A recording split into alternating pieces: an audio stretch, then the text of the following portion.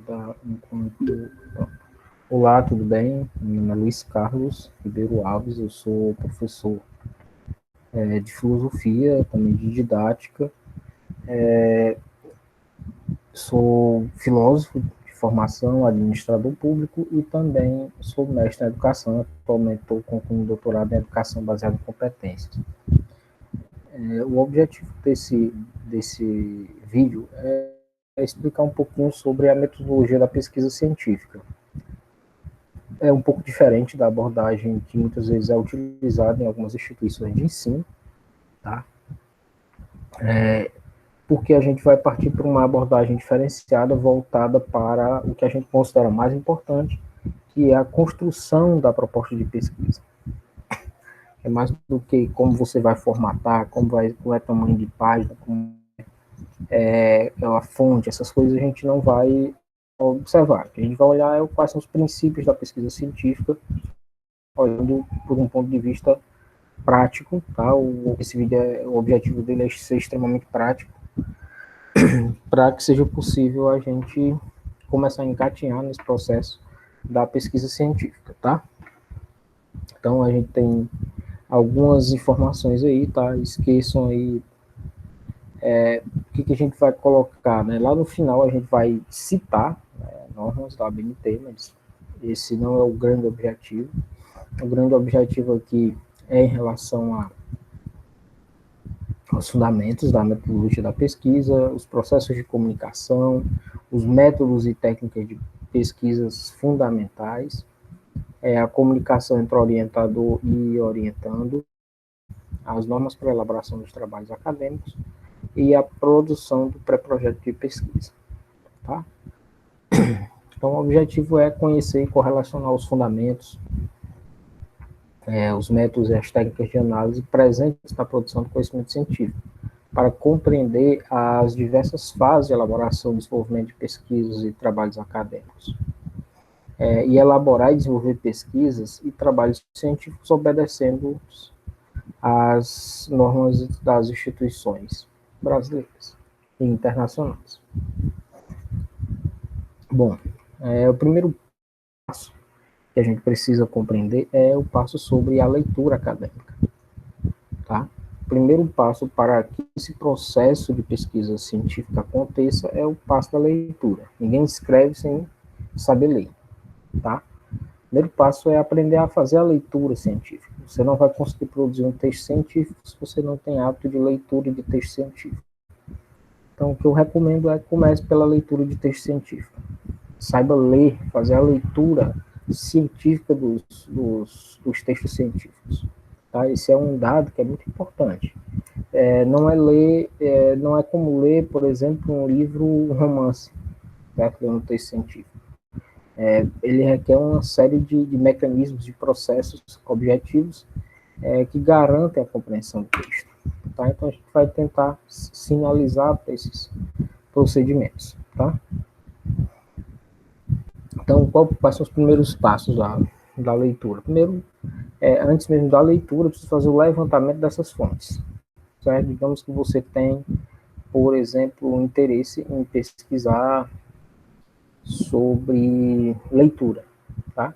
Então, mas o que exatamente você quer pesquisar sobre leitura? O primeiro ponto é esse. Você tem um tema geral e você precisa ir afunilando esse tema. O segundo passo é você quer compreender a leitura na terceira idade. Pronto, perfeito, a gente já afunilou mais um pouquinho.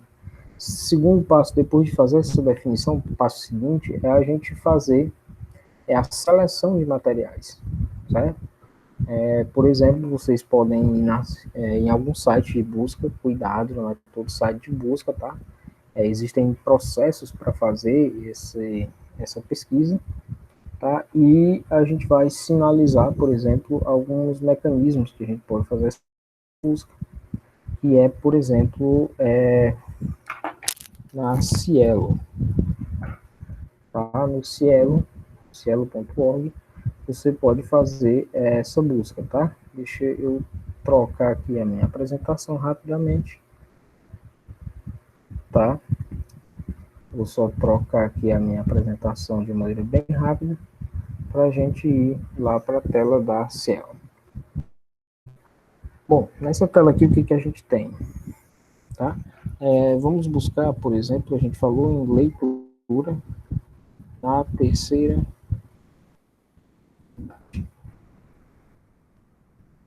Então, é basicamente isso aqui, tá? Mas eu quero buscar pesquisas que foram realizadas, né, no Brasil, tá? É outro mecanismo importante. Eu defini aqui minha categoria-chave de busca, tá? Eu coloquei onde é que eu quero fazer essa busca de informações, que é no Brasil, portanto, textos em português, mas aí eu tenho artigos que foram publicados ao longo desses anos. Então, 2007, 2000, 2005, 2009, 2011, 2012, 14, 15, 16 e 18. Eu me interesso apenas por documentos que foram publicados de 2015 para cá. Ok? Então, a gente aplicou mais esse filtro. Aqui tem as áreas de pesquisa, você ainda pode fazer esse ajuste. Tá? Bom, ok, então nós vamos filtrar esses dados. Sobrou alguns artigos aí para a gente. Tá? 3 artigos para ser mais exatos. Tá? Terceira idade, subjetivação e biopolítica. Será que tem alguma coisa a ver sobre leitura? Presbicus do we have a TDR, não é exatamente sobre leitura, tá? E na terceira idade, tá? E temos aqui finalmente um texto que é tempo de leitura silenciosa e voz alta de jovens envelhecentes e pessoas da terceira idade. A gente já tem um bem específico. Esse é o passo seguinte aí do processo de leitura. Abrir o texto, certo? E na abertura do texto, a gente vai fazendo esse primeiro processo. Eu já sei sobre de que maneira geral trata, tá? As áreas aqui, no caso, são neurolinguística e neurociência cognitiva, e linguagem na perspectiva da... Aliás, a linguagem na perspectiva da psiconeurolinguística e da neurociência cognitiva. Para seguinte, eu vejo o resumo, tá? O resumo ele vai nos dizer muitas coisas sobre o artigo, tá? Passo seguinte, depois do título, é fundamental que eu faça uma leitura produtiva, certo? Para identificar quais foram os objetivos desse estudo, quais foram os resultados também e a metodologia que foi utilizada. Esse estudo visa aferir o tempo de leitura em português e em inglês, de modo silencioso em voz alta, e o controle do movimento ocular, quantidade, duração das fixações e reversões. Esse é o objetivo aí do nosso estudo, certo? Com 3 grupos experimentais. Então, portanto, a gente está falando de um estudo que trabalha com grupos focais, certo? De jovens envelhecentes, pessoas que estão envelhecendo, a partir de já não são mais adultos jovens e adultos, né, e terceira idade, acima de 60 anos, com uso de aparelho de eye track ou eye track.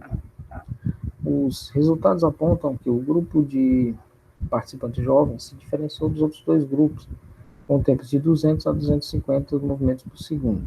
O grupo de jovens obteve um tempo maior no inglês do que na leitura em português. Os participantes da terceira idade apresentavam um número muito maior estabelecido ao padrão de leitura de 500 movimentos por segundo, apresentando um valor de 600 e 650. Nos textos em inglês, o tempo foi maior entre as 3 categorias. Os participantes leram os textos em inglês e em voz silenciosa mais rápido do que textos em voz alta. Bom, aqui a gente consegue identificar de maneira muito clara qual era o objetivo do texto, certo? Qual metodologia foi utilizada e quais foram os resultados aí que foram levantados aí a partir desse estudo aí sobre leitura na terceira idade. Só com essas informações eu já posso dizer se esse estudo vai contribuir para a pesquisa que eu tenho interesse ou não, tá? E aí eu posso também passar, antes de ver a fundamentação teórica, não esqueçam que ela é importante, tá? Eu vou aqui passar para as conclusões do estudo, tá? Por quê? Porque as conclusões, a gente já viu ali rapidamente a promessa, então aqui eu consigo visualizar quais foram as conclusões a que ele chegou, tá? Então, a investigação do tempo de leitura silenciosa em voz alta, constatamos que, embora existam diferenças,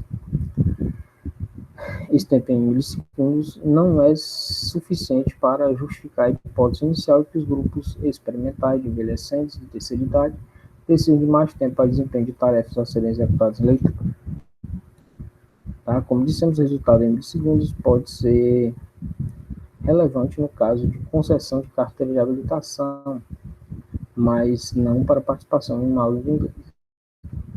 O resultado ajuda a desfazer o mito de que pessoas mais velhas são mais lentas e que por isso têm mais dificuldades, necessitando de mais tempo para as atividades. A investigação do número e da duração da fixação do movimento de leitura apontou que os grupos experimentais envelhecentes de terceira idade realizam mais fixações, com uma duração média maior. Os participantes experimentais jovens fazem menos fixações do que os grupos experimentais envelhecentes de terceira idade, o que é natural. Bom, o que a gente consegue identificar? Aqui ele tem uma rápida reflexão sobre o resultado, tá, em relação ao que ele se propõe lá no início da pesquisa. Bom, essas informações de início aqui, elas são suficientes para a gente compreender, certo? Quais são os nossos interesses de pesquisa, tá? Quando a gente se decide aí em pesquisar, a gente consegue, a partir dessas informações, aí eu falei no caso de um artigo científico, tá? Mas isso se aplica também a livros, por exemplo. Quando a gente vai selecionar um livro, por exemplo, físico, no e-book, aqui a gente tem, por exemplo, o título, a gente folheia o título, vê a data de publicação, é um elemento importante. Livros de divulgação científica e artigos científicos se recomenda, por exemplo, se convencionou, não se recomenda, não é que seja uma lei, mas se convencionou a adotar publicações dos últimos 5 anos em termos de atualidade, tá? Então, por isso a data é um elemento importante, as informações disponíveis na orelha do livro, na contracapa, que geralmente vem uma resenha, tá? O índice, certo? Você tem um livro de 500 páginas, não necessariamente você tem que ler o livro inteiro, você lê aquelas partes do livro que vão contribuir aí para o seu enriquecimento conteudístico em relação ao seu interesse de estudo.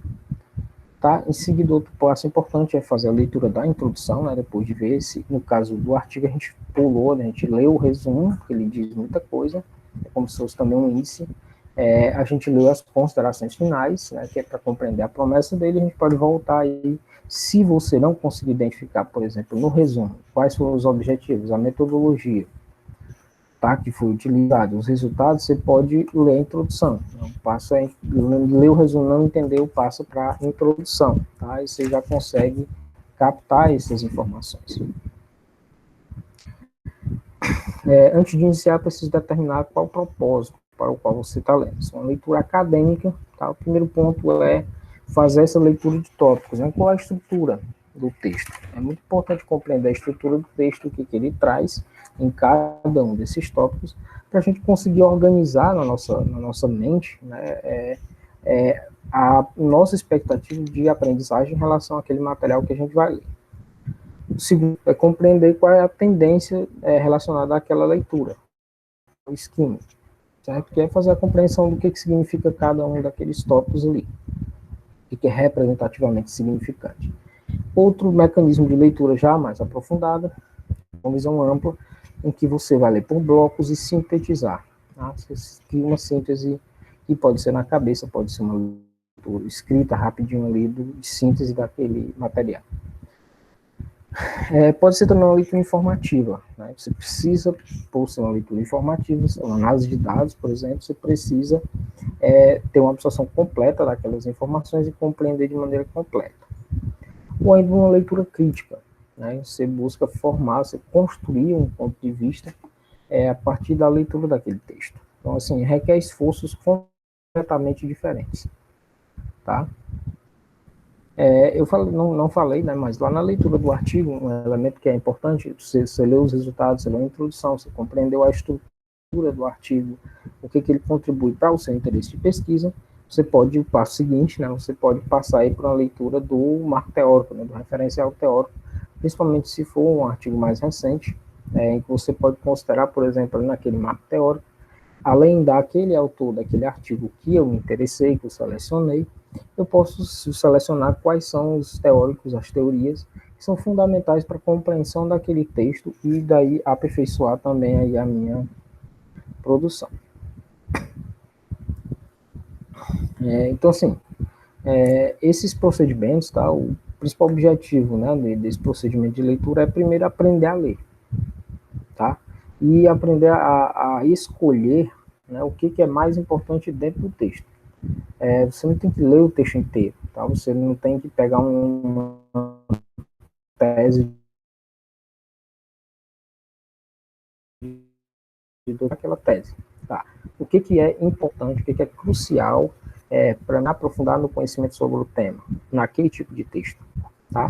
Primeiro, o que é essencial? Eu tenho que saber quais são os objetivos, uma tese de doutorado, uma dissertação, um TCC, o que é fundamental? Eu tenho que saber quais foram os objetivos, quais foram as metodologias utilizadas, qual a teoria de referência, por assim dizer, e quais foram os resultados a que ele chegou dentro da aplicação, naquele contexto também de aplicação.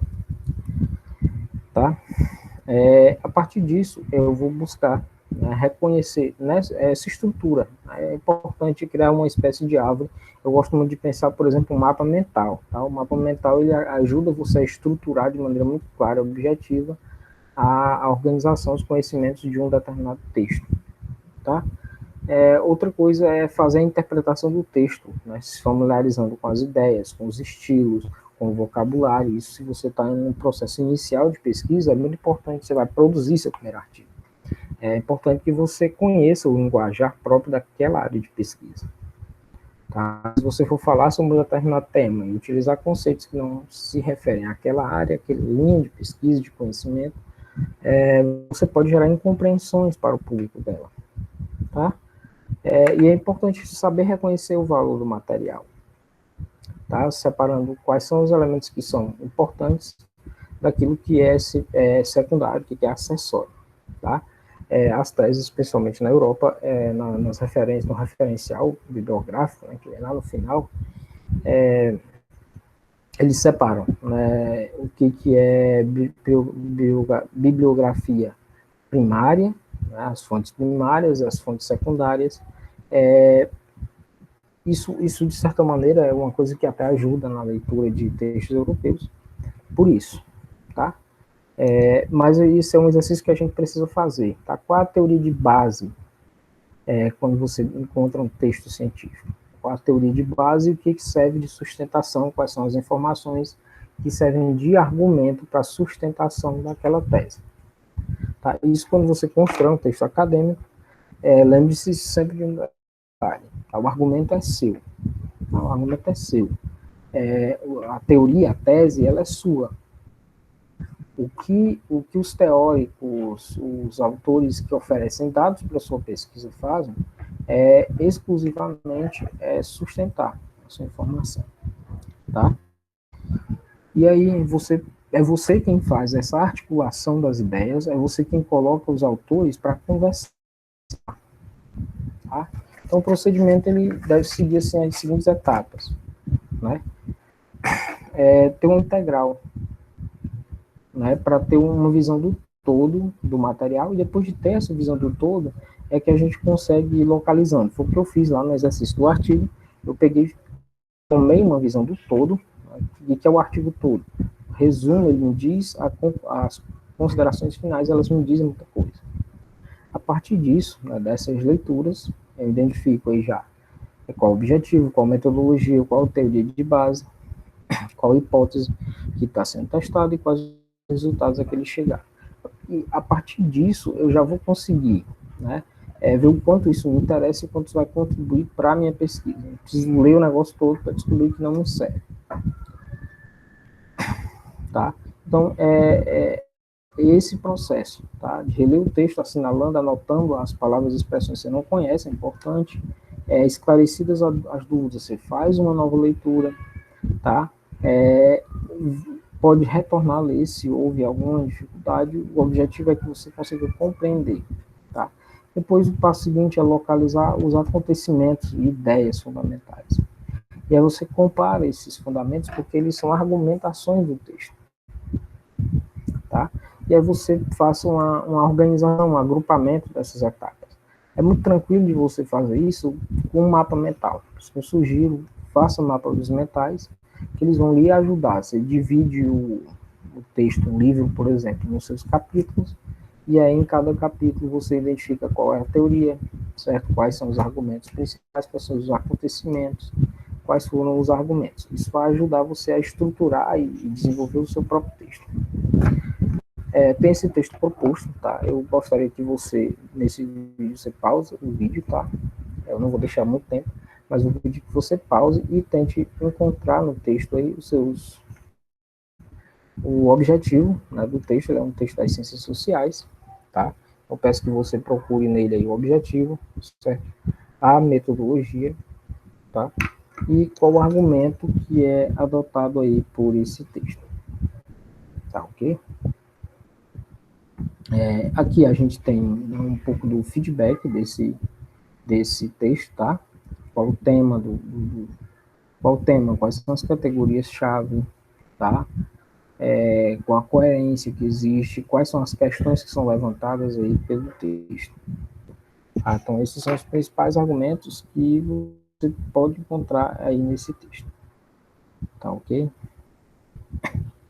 Então, assim, o passo seguinte, a gente vai passar para a pesquisa bibliográfica, tá? A pesquisa bibliográfica ela é compreendida de algumas fases. A primeira delas é você escolher o tema. Calma, vamos separar uma coisa. Tema não é título, tá, gente? Tema não é título. Separem as duas coisas. Muita gente confunde que tema como se fosse o título do trabalho. Não é, tá? A gente tem um hábito, por exemplo, de usar, aí vamos olhar lá para os artigos. Alguns artigos, eles vêm lá, por exemplo, a educação básica brasileira, 2 pontos, os desafios do ensino fundamental. Tá? Quais são o que é o tema desse negócio? O tema, aí no caso, é a educação básica brasileira. Tá? E aí qual o assunto específico que vai abordar, né, o delineamento do processo, que é o ensino fundamental brasileiro. Então, o primeiro processo é você escolher esse tema geral. A educação brasileira, a educação fundamental, a educação básica brasileira, então, qual é o meu objeto de estudo? É esse negócio aí que eu vou olhar como um todo, né, eu vou buscar o que significa, para que serve, certo? E essa fundamentação eu vou precisar construir, tá? A partir disso é que eu elaboro meu plano de trabalho. É o meu plano de trabalho que vai dizer o que eu preciso buscar, que eu vou construir de conhecimento, tá? Então, eu vou fazer a identificação, definir qual é o local de pesquisa, tá? Como é que eu vou fazer essa pesquisa. Eu vou compilar os dados que eu consegui levantar a respeito. É interessante, é importante que você faça o fichamento. O que é o fichamento? Quando você faz a leitura, você acha muitos textos muito interessantes. Tem gente, inclusive, que sai marcando lá o livro inteiro, tá? E por que é importante fazer o fichamento? Quando você faz o fichamento, você está retirando aquele texto lá do contexto dele. Retirando do contexto, ele continua fazendo sentido com aquilo que eu tinha entendido quando eu fiz a leitura. Essa é a grande função do fichamento, certo? Aí, a partir disso, você faz uma análise, interpretação desses dados. Só depois dessa análise é que você realmente passa para a produção escrita do texto, tá? Eu até já falei, né, de maneira bem sintética aqui, tá? A escolha do tema, o que é? Tá? O tema é o assunto que você deseja desenvolver. Ele é uma dificuldade ainda sem solução, que é mister determinar com precisão para tentar em seguida um exame, avaliação crítica e solução. Tá? Então, é o assunto geral do texto, é esse que é o tema, tá? Qual o plano de trabalho que você vai desenvolver, certo? Você pode proceder, por exemplo, você vai fazer o levantamento da bibliografia, é uma pesquisa bibliográfica, você faz o levantamento da bibliografia, faz a leitura, os fichamentos, tá? Tudo isso lembra que é provisório, tá? Por que isso é importante você fazer? Até para você amadurecer a sua compreensão a respeito. Se a sua pesquisa tem um objetivo, por exemplo, a publicação, é importante também você compreender qual é o estado da questão na pesquisa acadêmica. E aí que se recomenda, por exemplo, a busca por pesquisas mais recentes, em bancos de dados de tese, como a plataforma Sucupira, tá? E em bancos de artigos, né? Como é o caso, por exemplo, do Cielo que eu coloquei aqui no início. A identificação é a fase de reconhecimento do assunto no de estudo, que é esse processo de recoleta de dados, de leituras iniciais para compreender e aprofundar, tá? Que passa por esse processo. Então, o primeiro passo é procurar nos catálogos, né, com relações de obras sobre o segundo passo seria o levantamento pelo índice, quais são os assuntos que são abordados nessa estrutura, e assim verificar também quais são os principais referenciais bibliográficos nesse ponto. Eu costumo, um jeito de fazer a bibliometria, por exemplo, que você faz a contabilidade, que é comum a vários materiais, e aí você vai ajustando esses processos. Tá? A localização, ela consiste, né, tendo realizado o levantamento com a identificação das obras, você vai fazer uma localização, isso é coisa que está em desuso, inclusive, que é achar lá na biblioteca. Hoje a gente tem as bibliotecas virtuais, e boa parte da literatura a gente encontra virtualmente, para escrever, inclusive até mais do que às vezes em algumas bibliotecas. Realiza a compilação do dado. Hoje, o dado, muitas vezes, ele é copiado, né? Você pode fazer o fichamento só selecionando, copiando e colando, né? Então, mas é importante fazer depois, posterior, para fazer essa análise e interpretação das informações. Tá? Todos os trabalhos eles têm naturalmente uma introdução, tá? Um desenvolvimento e uma conclusão. O que vem na introdução de um produto acadêmico? Tá? É preciso ter claramente, o início é o quê? Qual o tema que eu estou falando? Qual o meu tema de pesquisa? No meu tema de pesquisa eu estou dizendo o quê? Tá? Qual o contexto da pesquisa? Ou seja, onde é que esse meu problema ele é mais problema, que merece ser investigado? Certo? Qual a relevância desse problema para o contexto? Tá? E por que eu estou pesquisando isso? Tá?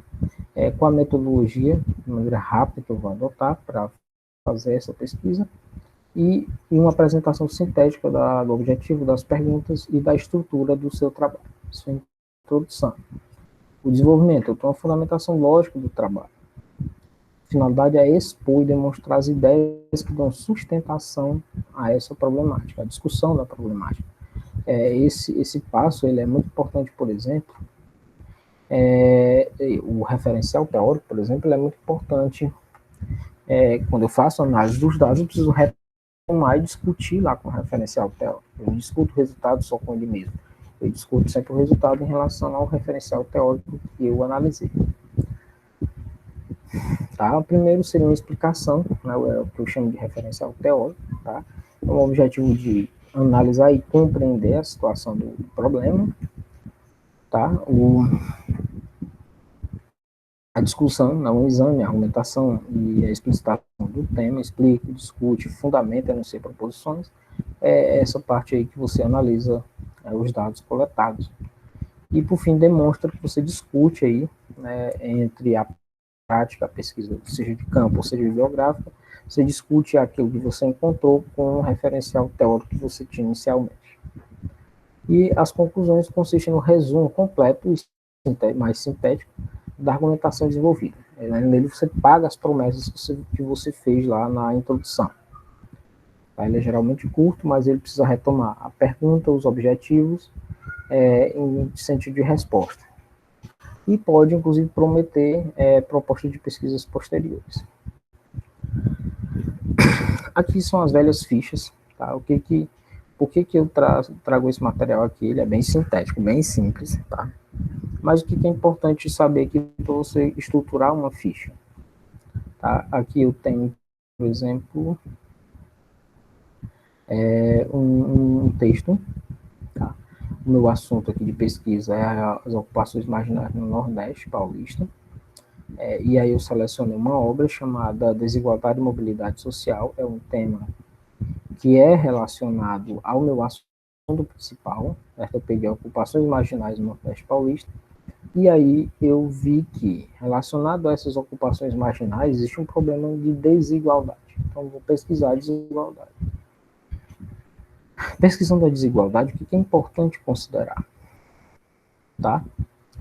Aqui, por exemplo, como era a ficha de antigamente que se usava, tá? A gente tem, por exemplo, indicação da obra. Onde é que a obra se encontrou?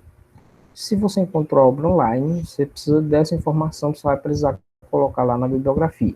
Você baixou o livro, por exemplo, o artigo, você vai colocar aí o link, né, que você baixou, a data que você acessou. É um dado que é muito importante, porque você precisa referenciar isso no seu trabalho também.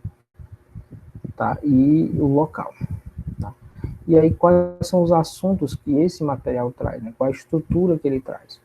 Então, é importante eu saber, por exemplo, desse texto aqui. Qual o conceito de ocupações marginais? Certo? O que é? Ou seja, lá no teu artigo, você vai precisar saber do seu tema.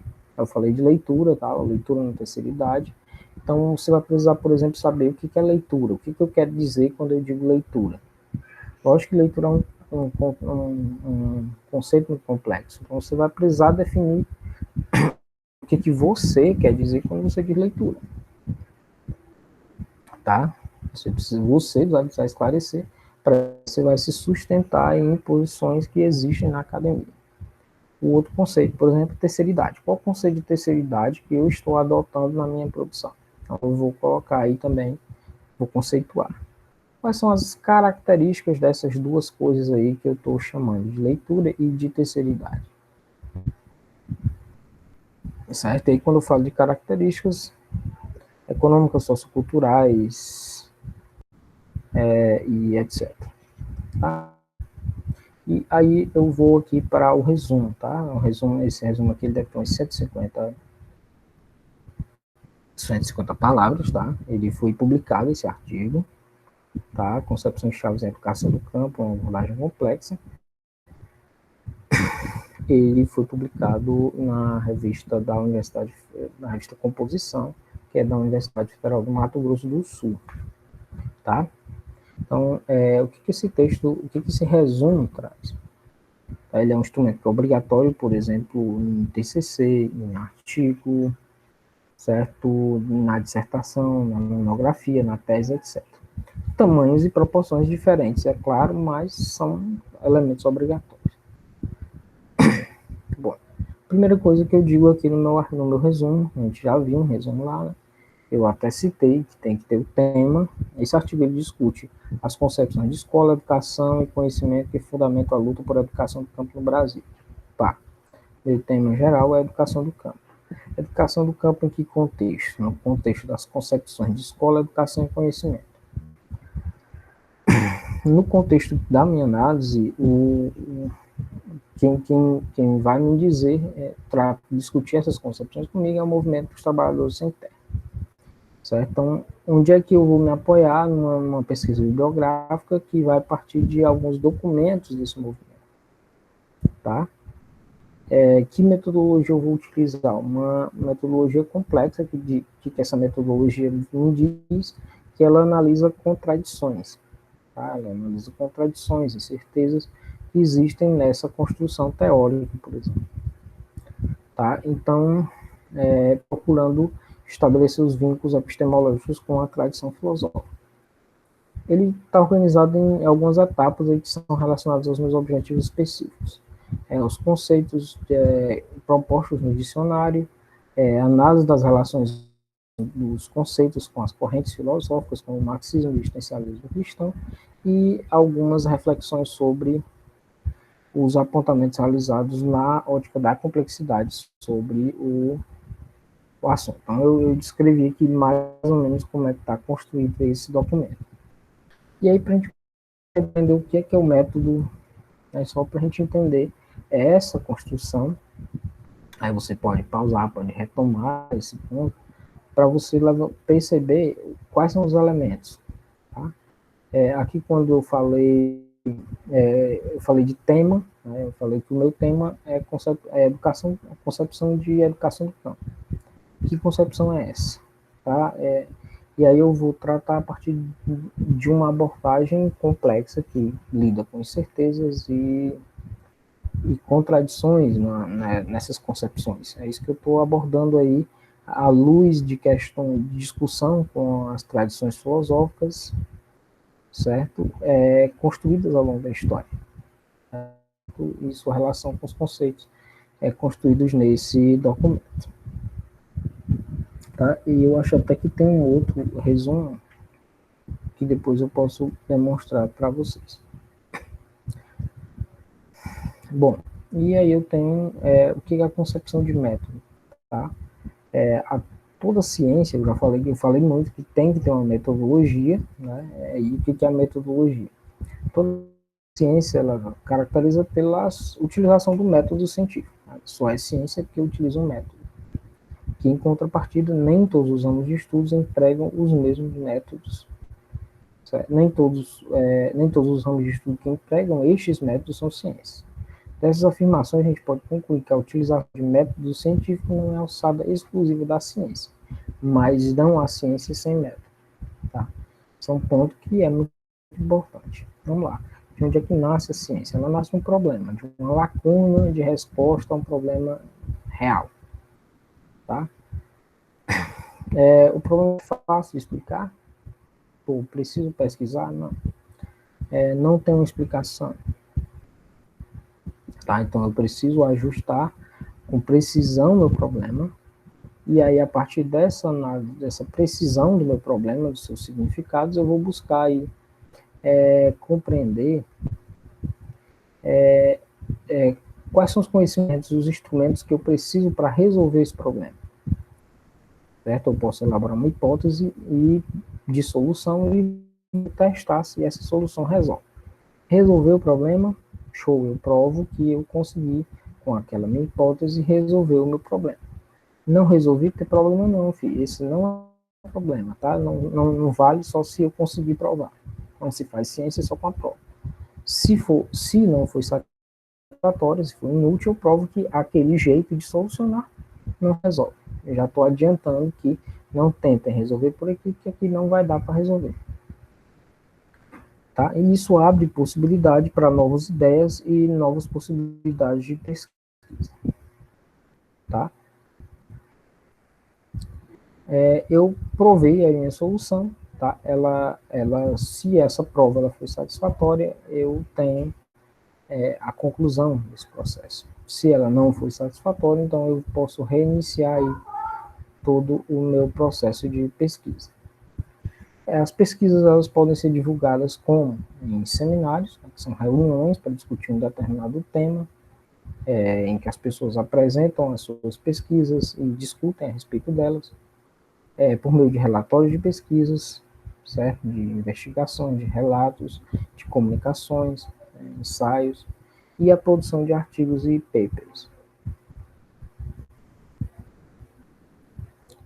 Tá? A construção do método ela pode ser indutiva e pode ser dedutiva. É muito importante fazer isso é importante compreender, porque é fundamental lá para você fazer a sua análise de dados. Tá? A análise de dados ela pode ser realizada do ponto de vista indutivo, certo? Por exemplo, eu vou fazendo uma somatória de comportamentos. Por exemplo, aí eu não trato, por exemplo, no método indutivo, eu não tenho uma hipótese necessariamente. Tá? Eu observo que o povo 1 é negro, o 2 também é negro, o 3 também é negro, o X é negro. Eu observei em corvos e são negros. Ou eu posso, por exemplo, dizer que eu observar que ao longo de 33 anos o Sol nasceu pela manhã. Tá? Então eu digo que todos os dias o Sol nasce. Tá? Bom, isso é conhecimento, isso é indutivo. Até agora o Sol nasceu, né? O Sol despontou lá no céu esse horário. Significa que é um fato? Não. Tá? Não necessariamente. Não me dá a garantia futura de que esse evento vai continuar se repetindo. Tá? Então, esse é um cuidado que eu preciso ter. Tá? Esse objetivo é, a partir de situações particulares, eu gerar uma lei que tenha como objetivo, né, responder a todos os comuns. Então, ela parte da observação de fenômenos, certo? O conhecimento indutivo, eu vou observando os fenômenos, e a partir dos vários fenômenos eu vou concluindo leis comuns a todos os fenômenos que eu observei. Então, sempre que eu estou falando de método indutivo, eu respondo sempre ao que eu consegui observar. Então, eu vou tentar compreender quais são as relações entre esses fenômenos que eu observei, tá? E buscar criar uma generalização dessa compreensão. Já no conhecimento dedutivo, como é que eu faço essa construção desse processo? Primeiro passo, eu parto de uma hipótese universal, e a partir dessa hipótese universal, eu vou buscar testar, tá? Por exemplo, né, todos os mamíferos têm um coração. Ora, todos os cães são mamíferos, tá? Logo, todos os cães têm um coração. Tá? Um exemplo aqui do indutivo, né, se fosse assim, todos os cães que foram observados até agora tinham um coração, logo todos os cães têm um coração. Tá? Não só para a gente observar essas diferenças aí que existem. Tá? No dedutivo, eu parto do pressuposto. Se todas as premissas são as verdadeiras, a conclusão também deve ser verdadeira. Eu posso supor que a conclusão deve ser verdadeira. Todas as informações ou conteúdo factual da conclusão já estava, pelo menos implicitamente, nas premissas. No conhecimento indutivo, se todas as premissas são verdadeiras, a conclusão é provavelmente verdadeira, mas não necessariamente verdadeira. Tá? A conclusão ela encerra informação que não estava nem implicitamente nas premissas. É um risco que se corre, sim. Tá? E aí, a gente vai para o método que é mais utilizado, que é a testagem de hipóteses. Tá? Acho que lá no ensino fundamental a gente brincava com feijãozinho, tá? E quando a gente brincava com feijãozinho, a gente já fazia lá um método hipotético dedutivo. Certo? Eu tenho a hipótese de que o feijão vai nascer se eu botar lá no algodãozinho úmido e tal. Então eu tenho uma expectativa, o conhecimento prévio, certo? E construo um problema a partir disso e vou fazer o teste. Tem duas possibilidades, eu posso falsear esse problema ou posso validá-lo. Tá? Isso não quer dizer que se eu validar agora ele não possa ser refutado posteriormente. Tá? Segundo Popper, o conhecimento ele é construído, né, a partir desse processo de falseamento de teorias. Então, uma teoria que responde até pouco tempo, ela pode deixar de responder em algum momento em que ela for falseada. Opa. Eu vou dar uma pausa e posteriormente a gente tem uma segunda parte. E a segunda parte ela vai ser focada aí, certo? A promessa já aqui, tá? No projeto de pesquisa, passo a passo, tá? Do projeto de pesquisa. A gente vai fazer uma brincadeira aí de como é que esse processo ele se constrói. A brincadeira em que sentido? No sentido de fazer espécies de expressões algébricas para a gente compreender quais são os elementos que tem que estar. Isso permite, por exemplo, um checklist das informações que precisam estar ali e construir, por exemplo, cada tópico frasal e parágrafo do seu texto, por exemplo, da introdução, do resumo, garantindo que esses elementos estarão no material. Tá? Então, esse é um passo que é muito importante nessa produção. Tá? Eu quero agradecer, tá, a vocês por assistirem, tá? Por favor. Eu peço que, por favor, dê o like, assine o canal, tá? E a gente vai ter mais novidades. Tá? Muito obrigado. Até a próxima.